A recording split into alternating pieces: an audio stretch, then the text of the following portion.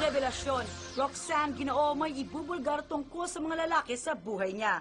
Last Tuesday, sa media launch ng pinakabago niyang ini-endorse na clothing line, matapang nang sinagot ni Roxanne ang lahat ng isyung may kinalaman sa mga lalaking nauugnay sa kanya. Una, issue kay Willie Revillame sa hindi matuloy-tuloy na pelikulang pagsasamahan nila dahil hindi na raw siya ang kukuning leading lady ni Papi.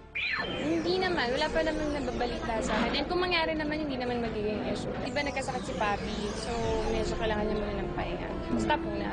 Sana matuloy na. Ikalawa, issue kay Bong Navarro sa napabalitang may nakakita raw sa komedyanteng dinadalaw di umano si Roxanne sa kondo niya. Hindi. Si Daddy. Tinatawag nga doon Daddy eh. So parang iba yung closeness namin. Sa Bong, isa sa mga tinatrust ko talaga sa showbiz. Actually, siya lang din yung talagang kaibigan ko sa showbiz. At ikatlo, issue sa ex-boyfriend niyang si Jake Cuenca.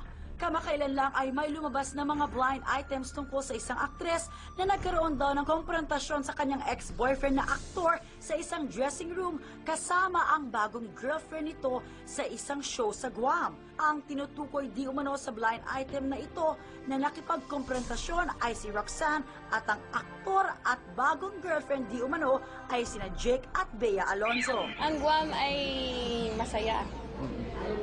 Masaya. Hindi ko alam yung contrary. Wala conversation. Masaya kami doon. Si Bea, wala naman kami issue ni Bea eh. Nagkakabandi kami nila Angel. Nangapit bahay kami dun sa room nila. Nagtuwag kami nila Louie, so wala namang problema.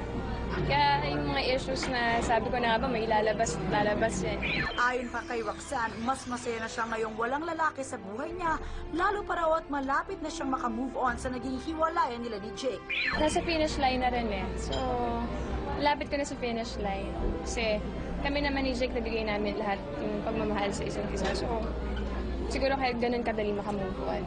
Hindi pala laging kailangan may boyfriend para maging happy ka. Please get a copy of Metro Magazine with Miss Angel Locsin on Doctors Manny and Kai Kalayan, thank you so much. Zenzen's Hot Pink Meg.